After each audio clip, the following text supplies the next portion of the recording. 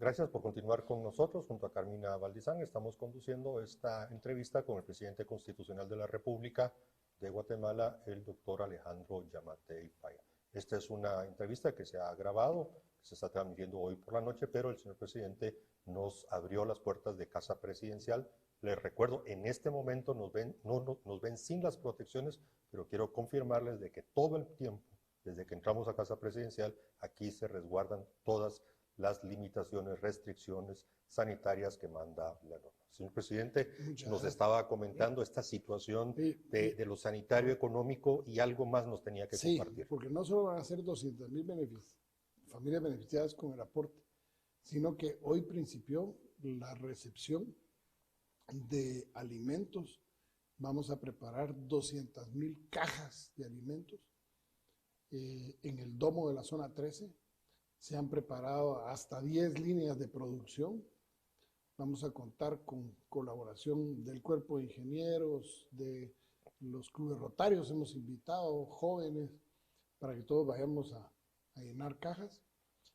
Van a ser distribuidas a aquellas personas, a aquellas familias que no alcancen esas 200,000, que es lo que tenemos. Esperaríamos que el Congreso de la República se pongan la mano en la conciencia. Bueno, difícil saber dónde está la conciencia para que se la pongan, pero es una expresión. Pero sí vale la pena que piensen un poquito. Hemos visto personas que quieren sacar rédito político de esta situación. Incluso alentando, hemos identificado 7 personas, se va a hacer la denuncia penal al Ministerio Público, que en redes sociales están incitando incluso a la sedición. Hemos visto algunos diputados que han caído prácticamente en apología del delito al pretender azuzar a la gente. Es peligroso jugar con fuego, muy, muy peligroso. El daño no se lo hacen al gobierno, al final de cuentas, porque al final se lo hacen a la institución, al país, a la institucionalidad del país. Es peligroso apuntarle a medidas populistas que podrían generar que ese tema económico, el bache, se convierta en una zanja que cueste mucho salir de ella. Fácil es venir y decir, no paguen, no hagan. Eso es fácil decirlo. El problema es, entonces, ¿de dónde van a salir los sueldos de ellos también? O sea, ¿de dónde va a salir la energía? El país que viene y dice, no paguen, pero nosotros les servimos el 30% de la luz. O sea, ¿qué va a pasar cuando a los guatemaltecos no les paguen la luz? ¿Qué van a hacer? Van a bajar el flipón y entonces van a tener apagones y van a tener más complicaciones. Entonces, ojo, aquí tenemos que apelar a una madurez política que cuesta encontrarla en uno mismo incluso, pero tenemos que apelar a ella. Tenemos que apelar a un sentimiento de unidad nacional, porque este problema es cómo nosotros vamos a enfrentar el problema ante el mundo, ante un mundo que va a decir, ok, sí, yo necesito café, pero fíjese que no tengo un pisto para comprarlo. Sí necesito cardamomo, pero fíjese que los que se toman cardamomo tienen cerrado todo y no se puede hacer llegar el cardamomo. O sea, ¿cómo vamos a hacer para impactar? Tenemos que cambiar el chip, incluso de nosotros de vernos hacia, vamos a producir, sí, alimentos, sí, pero, por ejemplo, les pongo un ejemplo de ahorita. La fruta de temporada, mango. Sí. Exportamos mango. No hay mercado que no lo reciba. No hay mercado que no lo reciba. ¿Qué tenemos que hacer? Procesos agroindustriales muy rápidos para convertir esos mangos en conservas. Para pensar que lo vamos a vender en un futuro y ayudar a que la gente pueda producirlos y los guarde. A cargo de que la garantía sea que cuando esto se restablezca, eso lo venda y con eso pague. San Juan Zacatepeques, el mercado de las flores. Se producen flores divinas en Guatemala, se exportan bellezas. Pero en Miami nadie está pensando en comprar flores. O con la gente aislada en cuarentenas absolutas, No puede salir a comprar, menos va a salir a comprar un ramo de flores.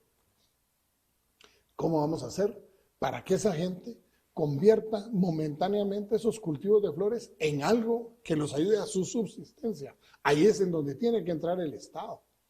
Y hemos tenido muy poco tiempo, una quincena para trasladar acciones sin recursos, sino que ajustando el presupuesto, ahorrándonos, haciendo más pequeño el aparato burocrático en muchos casos, para poder tener más recursos para la microempresa, para los pequeños productores, que es en donde va a estar la mayor parte de nuestro problema.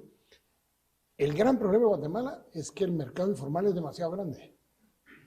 Y ese mercado informal a la larga es el que mantiene viva la economía del país y son los más perjudicados con los cierres. Y tenemos que llegar a ellos.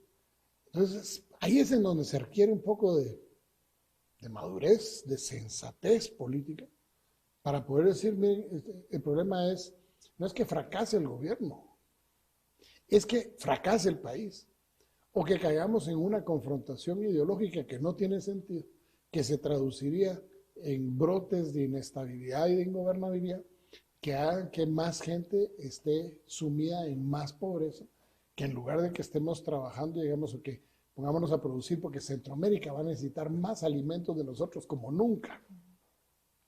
El sur de México también, a pesar de todo que nos miren con malos ojos siempre, el sur de México va a necesitar más esta vez de nosotros. Y nosotros somos la economía en Centroamérica que puede marcar la diferencia hacia los otros países. Nosotros, en lugar de estar pensando en exportar ahorita a Europa, que va a estar difícil, tenemos que prepararnos a exportar lo que Centroamérica necesita. Entonces es reconvertirnos, buscar el mercado que no hemos logrado nunca entrarle, que es al que queremos con mucho énfasis entrarle, donde podemos surtir, que están ya necesitados, que es el tema del Caribe.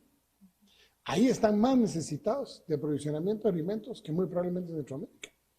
Y tenemos un socio comercial en el Caribe que no hemos aprovechado, que se llama República Dominicana.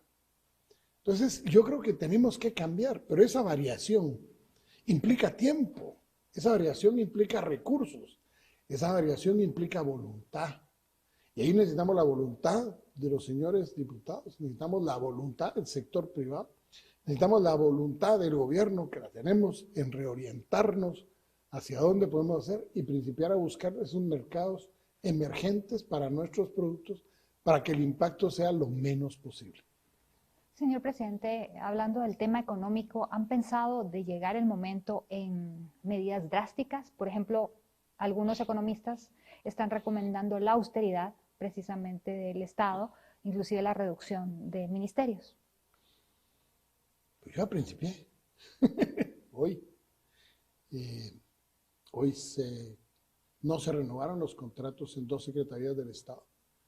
Se está disminuyendo el personal permanente, está siendo absorbida por otra comisión y nos va a implicar 100 y pico de millones de quetzales de ahorro. ¿Qué queremos hacer con eso? Por supuesto que hay 500 personas específicamente molestas. ¿Qué secretarías? La CEPAS y la SA. Por supuesto están molestos. Pero no es el bien común prevalece sobre el bien particular, según nuestra Carta Magna. No es que tener 600 contratos que se consumen 100 y pico de millones de quetzales al año es menos importante que darle de comer a la gente o de apoyar a la microempresa. Y se les van a pagar las prestaciones, ojo, porque por primera vez se van a pagar las prestaciones. Pero vamos a cerrar. ¿Por qué? Uno, que me disculpe el señor Procurador de los Derechos Humanos, que me mandó una nota pidiendo que no cierre, que no haga. Es complicado. Como le digo, uno tiene que tomar decisiones. Y mire que ahorita se lo estoy dando varias exclusivas, vean hoy ustedes, mire. Aquí tuvimos hoy una manifestación de 7 personas que vinieron a protestar porque no les renovamos el contrato. Resulta que ahora el Estado tiene la obligación de renovar contratos. Entonces, ¿para qué existen los contratos? Hay plazas con permanentes. Cláusulas específicas de rescisiones. No, pero es que aquí no ni siquiera de rescisión. Se llegaron al final de un acto muy malévolo que dejó el anterior gobierno, en donde nos dejaron incluso en algunos casos ministerios el 13 de enero firmando los contratos por todo el año para asegurarse que su gente se mantuviera. A nosotros nos dejaron casi todos hasta el 31 de marzo. Hemos cumplido. Pero se terminaron los contratos. El plazo finalizó. Una de esas instituciones está emplazada. ¿Cómo lograron obtener sindicatos de 029?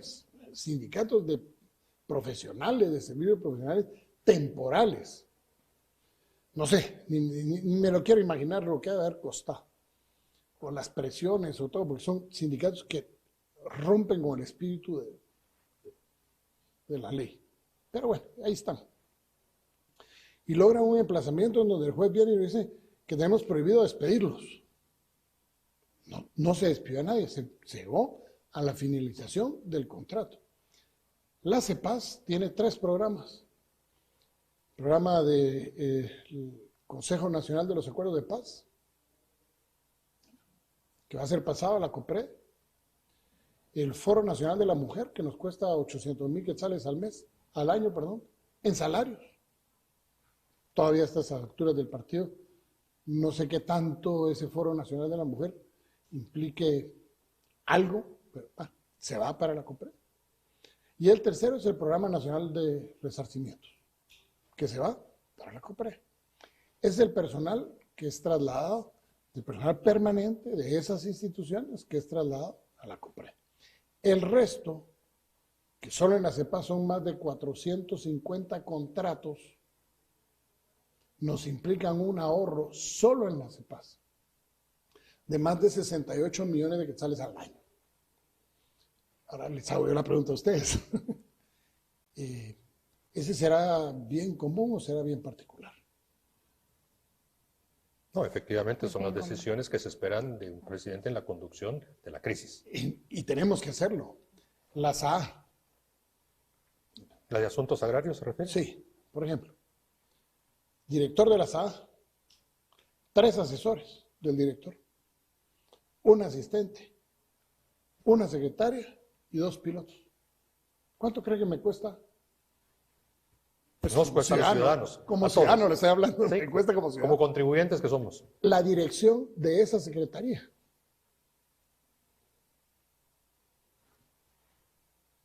¿Mensual? Mensual, sí. 1,5 millones. 175,000 quetzales al mes, eso. 2 millones y pico de quetzales al año, 8 personas. Aprovechando que estamos hablando y que Carmina introdujo... Solo permítame. Le dejo de una vez para que la conteste. No, permítame, porque estoy bien la pregunta, está bueno, ¿y para qué usar el dinero este?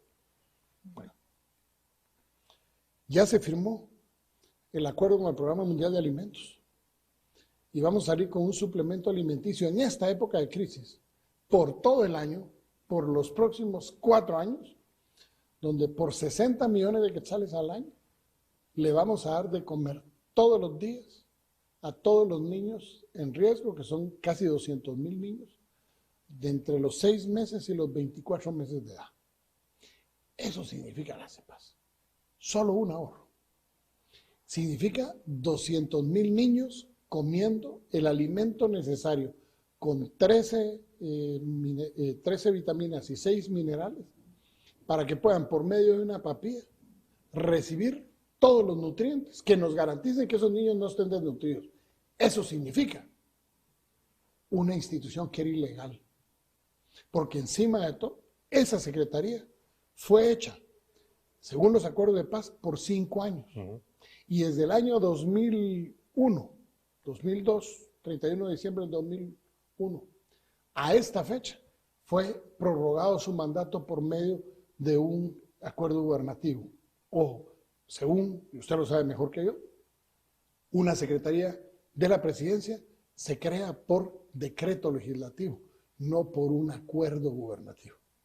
Y esa secretaría, la SAA y otras que hay en la presidencia, fueron creadas por acuerdos gubernativos. Yo juré respetar las leyes el 14 de enero y hacer que se respete. Y no puedo incurrir en seguir cometiendo los errores de utilizar el dinero del pueblo de Guatemala en cosas ilegales. Así que discúlpenme, que me disculpen los señores de la SADA, que me disculpen los señores de la CIPAD. Pero creo que, presidente, que no hay que pedir disculpas. Perdóneme. No, yo se los pido disculpas a ellos. Son decisiones que se requieren en estos momentos. Son 200,000 niños que van a comer con eso, que no tengo de dónde sacarlo, pero que es principal. Y se lo digo abiertamente al señor Procurador de los Derechos Humanos. Hoy me manda el Procurador de los Derechos Humanos. Es que va Otro intercambio de cartas. Otro intercambio de cartas, ya ni las contesto. Mandan todos los días. Una aplicación. Pusimos Alerta Guate.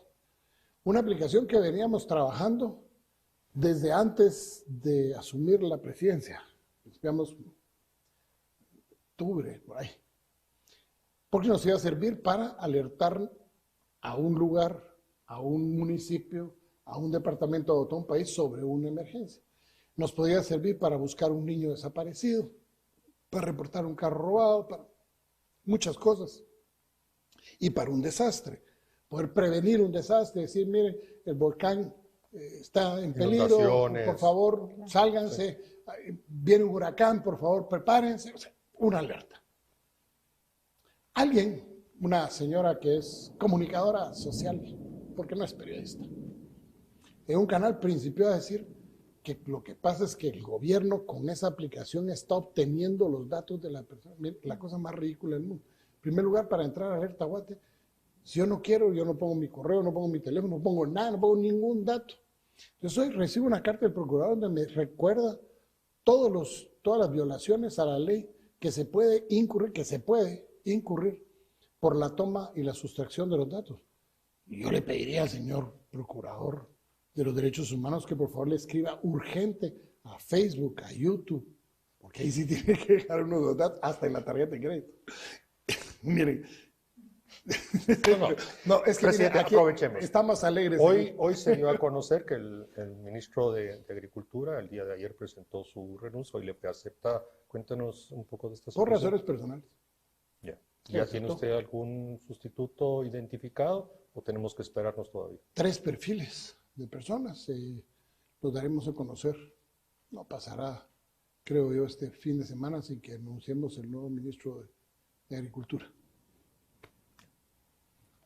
Señor presidente, regresando a la situación actual, desgraciadamente es complicada. ¿Cómo funciona su mesa de crisis, su equipo? ¿Y cómo está conformado? Bien, miren.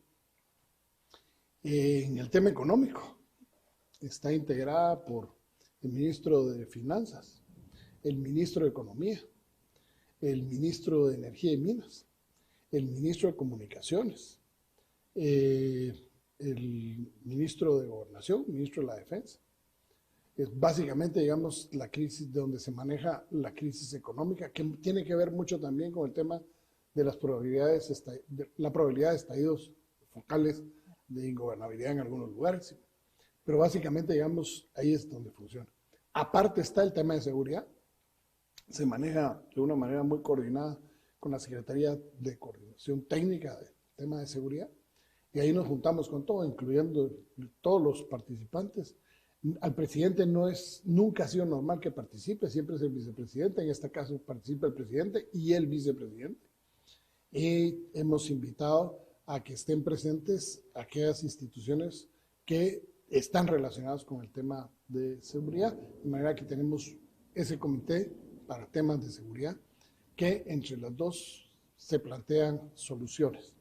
Y hay un tercero que hemos conformado, que es para el tema sanitario, que ese está conformado por el presidente, el ministro de Salud Pública, los viceministros, el ministro de Finanzas, básicamente, que es en donde estamos operando el tema de la adecuación de fondos, de recursos, y donde se ha podido apoyar al Ministerio de Salud Pública con equipo del Ministerio de Finanzas ahí mismo para ayudar en la operatividad y la transparencia de la adjudicación de las cosas por compras de excepción, que a pesar de ser de excepción, se han hecho a través de Guatecompras para tratar de hacerlo lo más transparente posible. Hemos encontrado anomalías, hemos votado algunas cosas, hay gente que ha participado y pretende ganar los concursos con unos precios irrisorios que no vienen al caso, y cuando no nos parece el precio lo votamos. Ahorita mismo, hoy, votamos un evento de mascarillas porque nos ofrecen una mascarilla triple filtro, que no es la N95, pero es una triple filtro muy buena. Nos la estaban ofreciendo la más favorable en 6.90 quetzales, cuando el costo debería estar como en 4.50. Entonces, sabiendo nosotros a cómo debería ser el costo, nos salió a 6.90 y dijimos, se anula. ¿Por qué no le conviene a los intereses del Estado? Cuando se aparezca el precio que es real, porque hay mucha gente que ha tratado de ganar eventos, precios que se superan. Que lucran con la salud y la necesidad de la gente. Nosotros lo votamos. Presidente, en este tema de los comités de crisis que usted ya nos los explicó, en otros casos se ha visto que se han conformado comités científicos, asesores independientes, que desde una perspectiva muy fría y todo, no es que critiquen, sino están observando. No, y de hecho lo tenemos, por ejemplo, ¿Existe? en el tema de seguridad. No, científico en el tema sanitario. En el tema, de sanitario. Por ejemplo, hemos tenido un acompañamiento muy cercano con la Asociación Guatemalteca de Epidemiólogos. Es más, han estado en casa presidencial. Hemos tenido acercamiento con gente de la OPS. De manera que nos aseguremos que estamos siguiendo los protocolos internacionales que se han puesto para esta pandemia, que podemos no estar incluso de acuerdo con algunos Precisamente de ellos, esa es la... Porque, vaya, hoy me viene una carta del director ejecutivo de la OMS, en donde cambia a 180 grados la opinión de la última carta. La opinión de la última carta hace como 15 días, que las medidas de cierre eran las importantes. Hoy es que hay que considerar abrir los aeropuertos y que el tráfico aéreo se restablezca lo antes posible. No. Que me disculpe, señor director de la OMS, en este momento... Anticipo que comparto su opinión sobre la OMS. Yo creo que... No, pero en este momento, Sí, que me disculpen, pero paso, ese párrafo lo pasé, no le hago caso. ¿Por qué? Porque mi lógica y la lógica de con los que hemos hablado es que ese cierre va a ser el que más nos va a costar abrir hasta que las garantías en los países con los que tenemos flujo hayan superado los problemas y no sea una constante reinfección a nosotros. Señor presidente, se acerca la Semana Santa y es una época que muchos guatemaltecos salen. ¿Se ha pensado algún tipo de restricción domiciliaria para que las personas no se muevan a las playas, al interior y evitar más contagio debido a las medidas de contención? Estamos pensando cerrar las playas. Estamos pensando poner una prohibición de ir a la playa. Ir a la playa, a ríos, a lagos, todo lo que implique aglomeración de personas, estamos pensando hacerlas. ¿De qué va a depender? ¿Por qué estamos pensándola? Va a depender del comportamiento. Miren, esta enfermedad nos ha enseñado a que, si bien es cierto, tenemos que ser drásticos en muchas cosas, también no podemos olvidarnos de ese equilibrio y de la necesidad de tener alguna posibilidad de ingreso. Sin embargo, por ejemplo, ya hablamos con alcaldes, caso de Zipacate, por ejemplo, el alcalde nos dijo, aquí tomamos la decisión, presidente, de que cerremos las playas. Por favor, envíenos refuerzos policiales los fines de semana para que nos aseguremos que las playas estén cerradas. ¿Qué es lo que ha pasado? Está cerrado. ¿Tenemos que hacerlo? Sí. Mi olfato médico me dice que lo tenemos que hacer. Esta Semana Santa, pongámonos a pensar que va a ser como un tamal sin carne o como una Navidad sin Santa Claus, una Semana Santa sin cucuruchos. Pero pongámonos a pensar que lo que hoy vamos a sacrificar nos podría permitir mucha tranquilidad. Cuando uno mira, no sé si los estimados televidentes han visto los desfiles de cadáveres encostalados en un país de Sudamérica que está viéndose, donde ya no hay ni siquiera la posibilidad de cremarlos, donde los están llegando a tirar a la calle y que hay que alguien algún día los entierre. Si no queremos esas imágenes, lo que tenemos que hacer es quedarnos en casa. O sea, nosotros podemos contribuir a que esa imagen sea una imagen de alguien más, no de aquí. Y eso implica tenernos que guardar. La otra cosa es, miren, la princesa no está para tafetanes, pues. O sea, no vamos a ir ahorita de conga a chupar al puerto y que alegre. Cuando la crisis económica está golpeando. Y la gente que tiene la posibilidad económica de hacerlo, qué bueno, estaría mandando un mal mensaje a aquellas personas que no lo tienen. Entonces, yo creo que es un poco de conciencia, es ahí en donde el llamado a la unidad, a que pensemos, a que reflexionemos, a que hayamos pensado salir y gastarnos algo de pisto, construyamos unas cuantas bolsas de comida y démosle al que no tiene. Creo que nos haría más felices a muchos poder convivir así la Semana Santa, irnos a un jolgorio que puede ser que resultemos infectados, que puede ponernos en riesgo la vida y podría tirar al traste con toda la buena sacrificio que hemos hecho la mayoría de los ciudadanos en tratarnos de cuidar y de y lo que acaba de suceder con muchos jóvenes de los Estados Unidos, ¿no? Aprovecharon el spring break, se fueron y hoy son los que están sufriendo en los Estados Unidos la desinfección. Yo creo que ese mensaje es importante, presidente, se nos está acabando el tiempo, no lo quiero interrumpir, tal vez el último minuto, últimos 2 minutos, para un mensaje del presidente constitucional de la República a los guatemaltecos, agradeciendo de antemano nuevamente la oportunidad que nos ha dado. A ustedes, gracias por la entrevista. Esta es su casa. No es mía, es la casa de todos. A ustedes, estimados amigos, les puedo decir que luché 12 años para llegar a la presidencia. Y me ha tocado lo que nunca pensé que me iba a tocar. Sin embargo, hemos tratado de hacer nuestro mejor esfuerzo, nuestro mejor papel. Hay quienes me han recomendado, por favor, descanse, no se agote. Miren, yo no vine aquí a pasear.